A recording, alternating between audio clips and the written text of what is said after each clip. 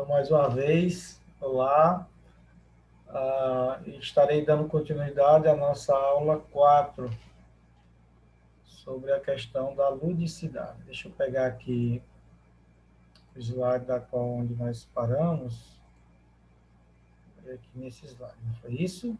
Então, nós falávamos na aula anterior sobre essa questão da interação, que ela estabelece esse clima favorável para a aprendizagem, não é isso?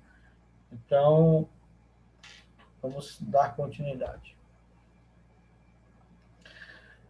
A partir dessa interação, nós vamos ter a questão da mediação e intervenção. Então, veja bem, Spodek, né, e Saracho, aliás, 98, afirmam sobre a importância da mediação do professor nesse processo, determinando condições, direcionando e modificando. Então, veja que através desse processo interativo, né, há então a mediação e a intervenção. Mediação é essa, intervenção é essa, realizada no caso pelo professor. Porque quando o professor ele observa o processo interativo, né, entre os interactantes ali naquele processo, então a partir dessa observação que o professor vai determinar, no caso, as condições, vai direcionar as coordenadas adequadas para aquele processo de intervenção e, com certeza, modificando aquela realidade. Essa questão aqui da mediação e da intervenção vai nos lembrar muito quando vocês estavam, por exemplo, concluindo o curso de pedagogia de vocês, quando lá no sétimo período, se não me engano, em sexta, acho que era a partir do quinto, se não me engano. Se eu estiver errado, vocês me corrijam. Mas vocês tinham aquele processo lá de vocês observar, fazer a observação das aulas, observar as aulas, depois fazer um projeto, aquele relatório daquela sua observação, e também vocês aplicariam, no caso, aplicam, aliás, aquela observação, ministram aulas, fazem oficinas, justamente vocês, naquele processo ali, eram vocês, estudantes, fazendo intervenção naquela lacuna que vocês encontraram na observação das aulas que vocês observaram. Então, veja que tem um processo lá na nossa formação como professor, que nós vamos para os estágios, chamados estágios, não é isso? A gente vai lá para os estágios, a gente vai observar as aulas dos colegas professores, e nessa observação, nós detectamos algumas lacunas, ou seja, talvez o professor poderia ter abordado aquele conteúdo de forma diferente. A gente sempre fala muito na questão do lúdico, né? Poderia ter feito naquela questão lá, quando estava ministrando lá a disciplina de matemática, poderia ter feito uns jogos matemáticos ali com as crianças. Então, aí vocês, enquanto graduandos, observam essa realidade, encontram as lacunas, e daí vem a questão das oficinas, que são as intervenções de vocês, não é isso? Não é verdade? Não funciona dessa forma.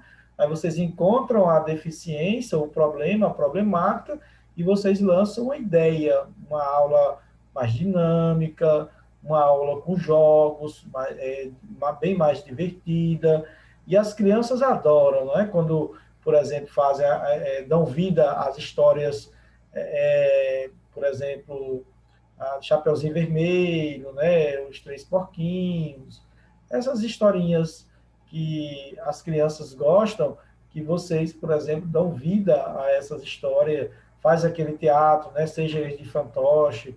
Então, as crianças gostam desse tipo de aula e ficam todas ali entusiasmadas, atentas, querendo ir participando daquele momento, principalmente das brincadeiras. Olha, gente, é só nós lembrarmos, por exemplo, naquele nosso momento de quando nós éramos estagiários. Como era que a gente organizava as nossas intervenções. Aí daí, quando a gente assume o papel, no caso do professor, como somos o professor efetivo, titular daquela turminha, por exemplo, aí às vezes, principalmente quando vai passando os anos, o tempo, a gente vai acabando, vai deixando isso de lado, a questão da ludicidade, do luto na sala de aula, das brincadeiras, do brincar, e vai se tornando aquela mesmice, aquela coisa meio só fazer copiar no quadro, botar os alunos para copiar, fazer os exercícios, corrigir com eles, e fica nessa mesmice. Por quê? A gente acaba fazendo isso. Porque a questão, por exemplo, de ser você ser o professor titular daquela turminha, aí você acaba, com o tempo, se habituando àquela realidade, àquela mesmice que as crianças, por exemplo, ficam, às vezes, não gostam muito. É muito ruim, por exemplo, quando os pais vão matricular as crianças na escola na qual você trabalha, por exemplo, vamos supor que você é professora lá, o professor lá da turma do segundo aninho, por exemplo, né? Ou lá do maternal, do infantil, né? Então, de repente, é muito ruim quando, por exemplo, chega um pai e a mãe diz, olha, eu não quero meu aluno estudando com a professora tal, né? Com a professora Y. Eu quero ele estudando com a professora X. Ah, mas essa professora não é dessa turma, é de outra. Não, então eu vou procurar, acaba, às vezes, até escolhendo outra escola, mas não quer que o aluno, o seu filho, aliás, estude com a professora X. Aí por que isso? Porque a nossa prática didática, né, pedagógica, não é, por exemplo, motivador para a criança e tampouco, por exemplo, para os pais da criança, porque a criança, quando a professora ou o professor faz algo diferente na sala de aula, ela chega em casa e conta para seus pais. Ela diz, olha, tia disse, ou tia, ou tio, né, deu professor, a professora disse que é assim, tem que fazer assim. De repente, às vezes, o pai ou a mãe, às vezes, ensina até algo errado à criança, o filho, aí a criança vai lá e corrige, não, a tia, né, a professora disse que é dessa forma, não é dessa forma que a senhora está fazendo, o senhor está fazendo, né? Então, a tia ensinou que era assim, né? Então, veja que a questão da formação docente nesse momento aqui de intervenção influencia bastante, porque se você não tem as condições adequadas para fazer uma intervenção, ou talvez você caia na mesmice, você caia naquele momento seu de fazer sempre as mesmas coisas, ou às vezes fica cansado, né? Às vezes o professor já vai para a sala de aula cansado, né? Exausto, às vezes tem deles que sai até de um expediente, vai para outro, e chega na sala de aula exausto, né? Cansado, não tem como fazer, por exemplo, elaborar, planejar uma aula dinâmica e lúdica, porque vocês sabem que uma aula, que quando ela é considerada lúdica e dinâmica, ela requer tempo para preparo dessa aula. Ou seja, o professor tem que dispor de tempo antes, durante e depois do processo.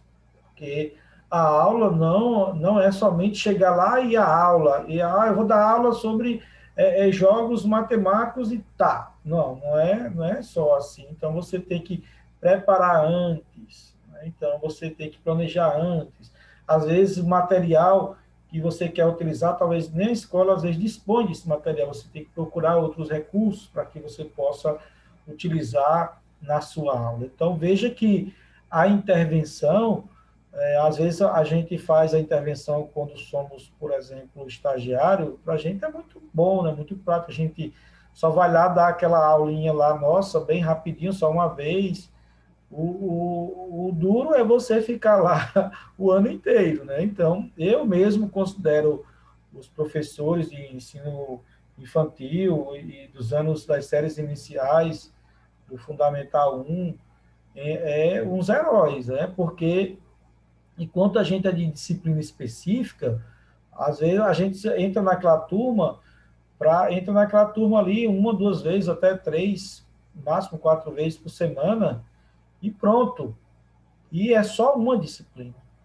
E os professores das séries iniciais, eles ministram todas as disciplinas, né? Então, veja que é uma carga, assim, eu acredito que o professor, o pedagogo, por exemplo, o professor da educação das séries iniciais, ele deveria, não é desmerecendo os demais colegas, mas ele deveria, por exemplo, ter uma valorização bem melhor, tanto a valorização financeira, laboral, por exemplo, e salarial mesmo, quanto também a questão da valorização dentro da escola da qual ele atua, porque ele, veja que ele que vai dar sustentáculo à aprendizagem, o conhecimento das crianças. Então, as crianças, quando chegam, por exemplo, no Fundamental 2, ensino médio, até na universidade, quando eles são crianças,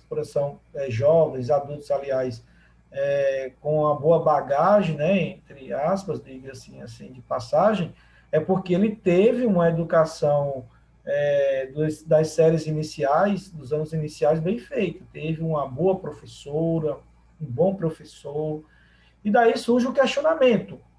O que seria, então, um bom professor, uma boa professora?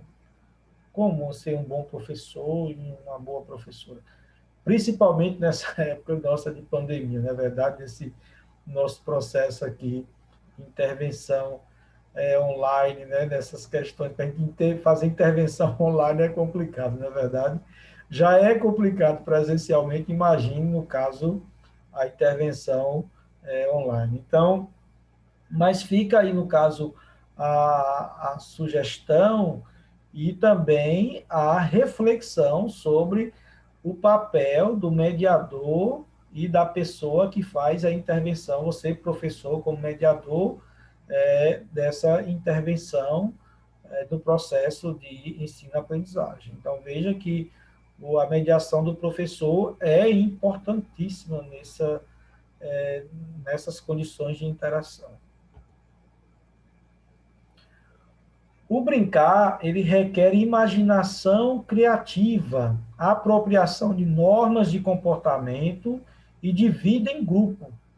Nesse sentido, o educador deve ter consciência das características desses aspectos da sociedade a que pertence e conhecer as fases que caracterizam a evolução cognitiva e afetiva das crianças em relação ao brincar, em diferentes concepções teóricas, para poder elaborar intervenções adequadas junto ao seu grupo de trabalho.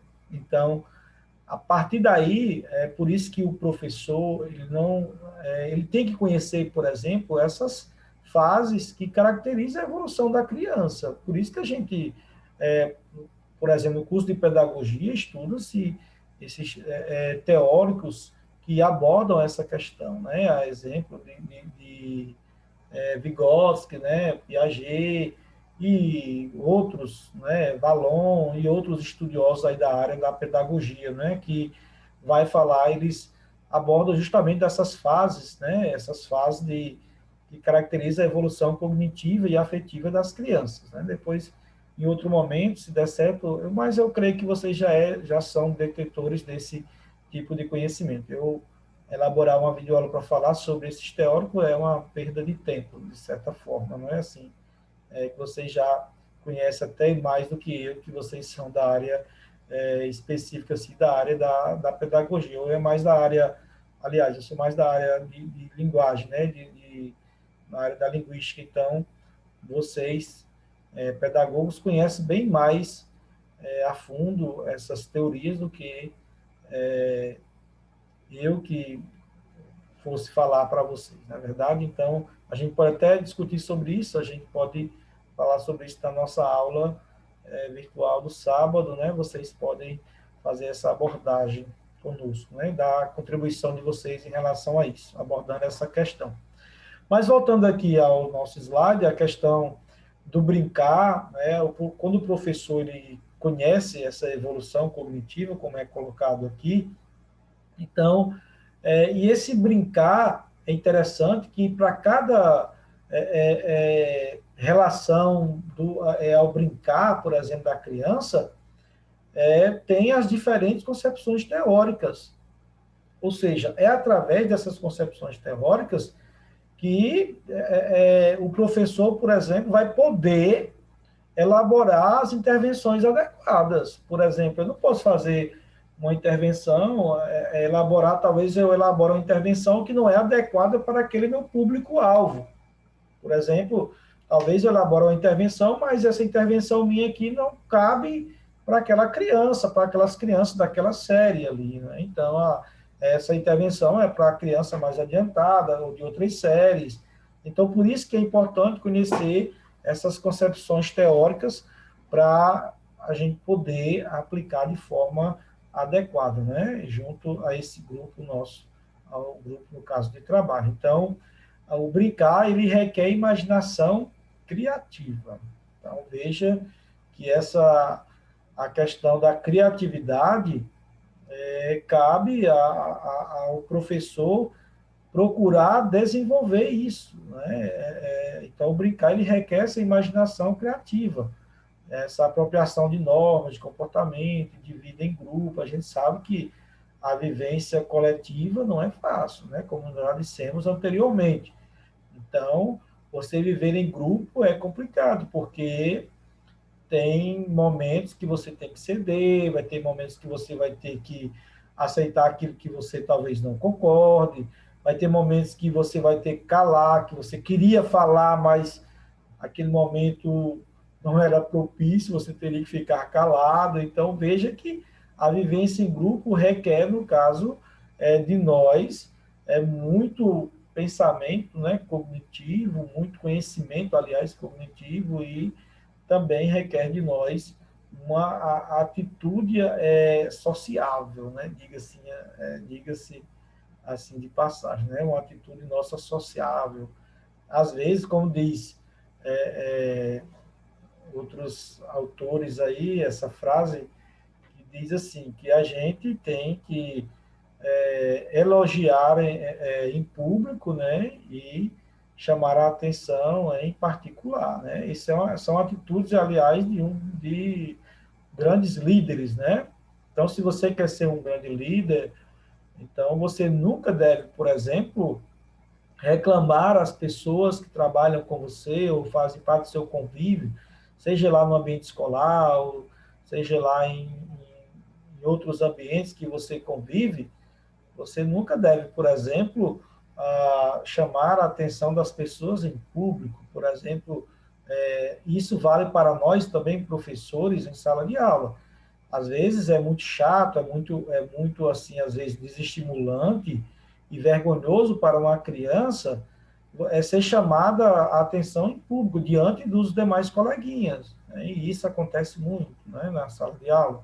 Às vezes a gente, às vezes, quer envergonhar o aluno, sei lá, ou às vezes a gente quer chamar a atenção do aluno e acaba dizendo que não deve em determinados momentos. Então, por isso que, no caso da sala de aula, quando o aluno fizer algo errado, você talvez reclame, saiba, a gente tem que saber reclamar o aluno ali naquele momento, mas se for algo mais sério, você, no final da aula, né, você chamar o aluno em particular e dizer a ele, olhando nos olhos dele, da criança, principalmente, que isso que os pais deveriam fazer, que quando a criança faz algo errado, o correto é o pai ou a mãe, vocês pedagogos sabem muito bem disso, o correto é o pai, a mãe, o responsável, fazer com que a criança olhe nos seus olhos, você olhar nos olhos dela e ela olhar nos seus olhos e você dizer para ela, olha, isso que você fez não é certo.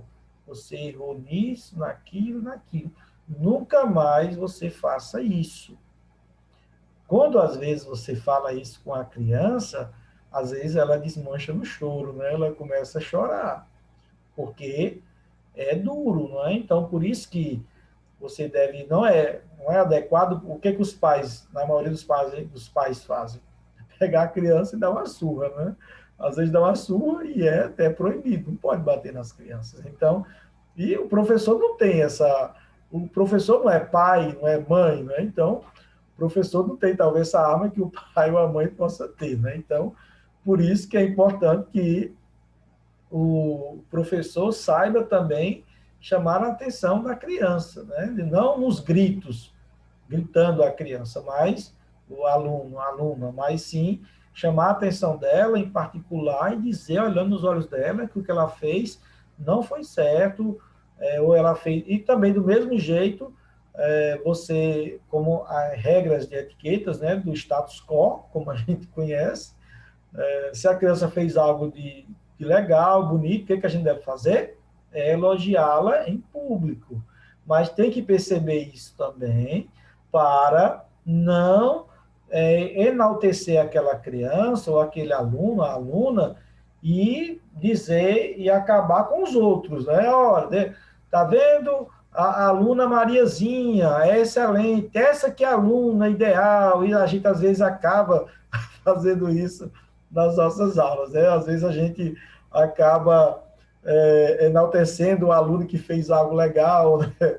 Ou algo de interessante, e acaba, às vezes, menosprezando os outros, né? Então, cada um tem suas habilidades e tem suas competências. Então, às vezes, por isso que você quer elogiar, você sabe, então, elogiar aquela criança, aquele jovem, e também, mas um elogio sem menosprezar os outros, né? Então, isso é importante também para a questão da interação, da convivência. Ah, o planejamento, né, planejar uma sequência de atividades que possibilite uma aprendizagem significativa para as crianças, nas quais elas possam reconhecer os limites de seus conhecimentos, ampliá-los e ou reformulá-los, né? Então, isso são os referenciais, os referenciais curriculares nacionais de educação infantil, né, de 98, como se fossem antigos PCNs, né? Então, veja bem, o planejamento faz parte da vida, eu digo assim, da vida do professor, né? Ou seja, eu acredito que não somente do professor, mas de toda a profissão, quando você vai executar algo, você tem que fazer um planejamento, né? Então, apesar da gente, nós professores, às vezes, não gostar daqueles momentos nossos de planejamento que nós temos para cumprir a nossa carga horária de 30 horas aulas e tem que ter 5 horas aulas de planejamento, mas o planejamento é importante, né? Ele torna-se importante porque é através do planejar que nós, professores, vamos aplicar uma metodologia adequada numa possível, por exemplo, intervenção com os nossos alunos, né? Então, essa sequência, o planejar, está dizendo que o planejar, olha, planejar uma sequência de atividades que possibilitam a aprendizagem significativa, ou seja, eu tenho que, por exemplo, planejar as minhas atividades, mas não é apenas atividades para passar o tempo da minha aula. Eu tenho que planejar uma sequência dessas atividades que possa gerar um aprendizado significativo para as crianças. Eu não posso apenas pegar aí na internet e imprimir os desenhos e levar para a minha aula, lá para hoje vai ser a aula de coordenação motora, né? Então, vai lá, todo mundo vai pintar. A criança adora pintar, né? Levar desenhos para pintar, elas amam isso. Então, e veja, quando vocês, por exemplo, quando nós, professores, às vezes, leva esse momento que é a aula para pintar, e quando você deixa a criança brincar nesse momento, né, quando você leva a tinta guache, aqueles momentos para eles, às vezes um pintar o outro, né, não só aquele desenho para eles colorir, né, isso, mas para pintar mesmo, para eles fazerem aquelas brincadeiras de pintar, que se pinta, um pinta o outro, aí acaba pintando tudo, né, pinta professor, pinta aluno, pinta a sala de aula toda, né, então veja que é um momento divertido, né? Mas para isso requer o quê? Um planejamento. Ou seja, você vai ter que comunicar talvez os pais das crianças que você vai fazer uma atividade dessa natureza, que as crianças provavelmente vão chegar com tinta por tudo quanto é canto lá na casa no corpinho dela, né? Então, no rosto, nos ouvidos, no cabelo. Então, por isso que a questão do planejamento torna-se importante, né? Então, e para se tornar significativa, no caso, essa aprendizagem, no caso para as crianças, elas têm que reconhecer, no caso, os seus limites. Por exemplo, talvez o que você talvez planeje, talvez a criança, os limites que ela tem do conhecimento das crianças, não é próprio para executar aquela atividade. Então, por isso que essa aprendizagem significativa, que elas possam, aliás, né, as crianças, né, as quais elas possam reconhecer os limites, os limites de seus conhecimentos, através dessa aprendizagem significativa, que elas vão poder também ampliá-los, né, ou até mesmo melhorá-los, né, reformá-los, como diz aí a própria citação.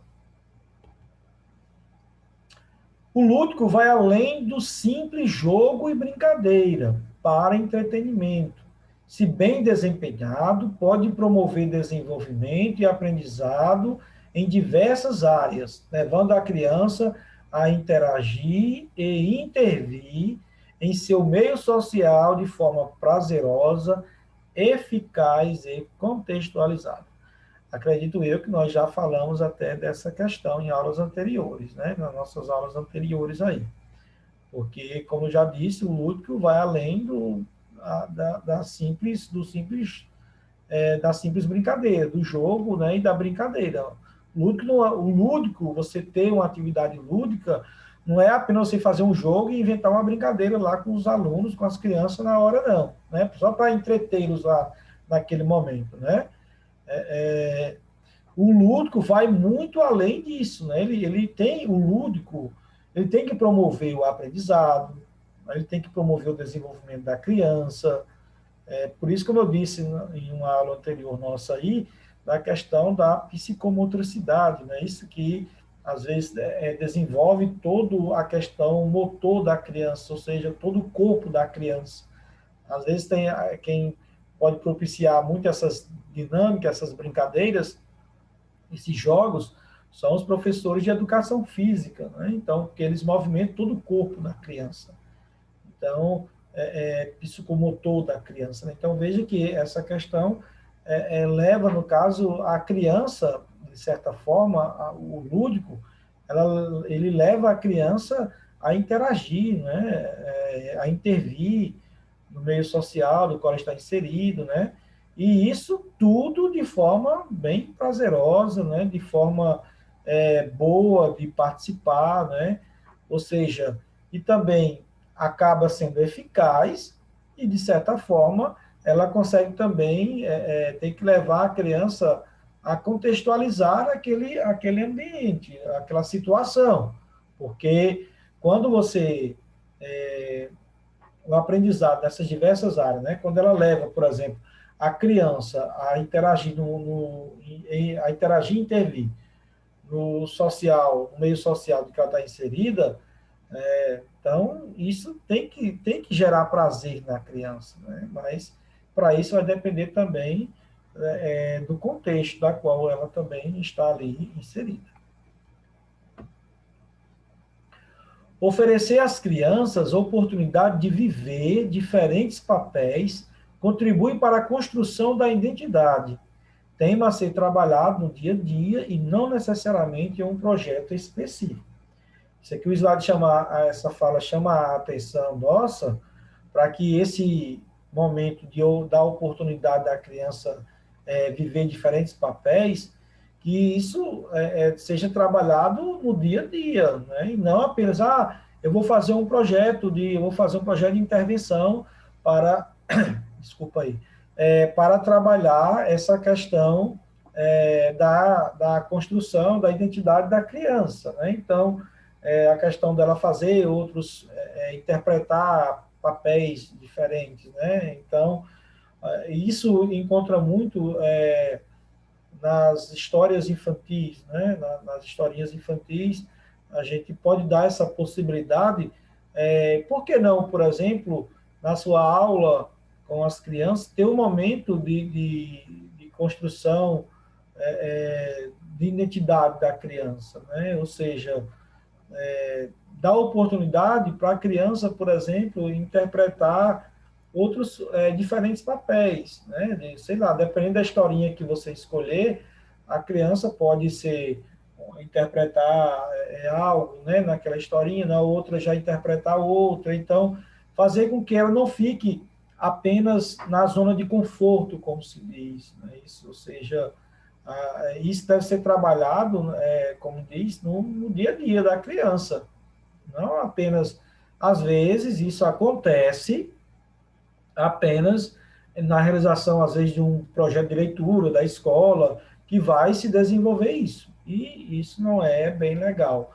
É interessante que se desenvolva no dia a dia da criança, para que ela possa desenvolver essa construção do papel dela para a construção da sua identidade. Né? Então, essa construção da identidade vai.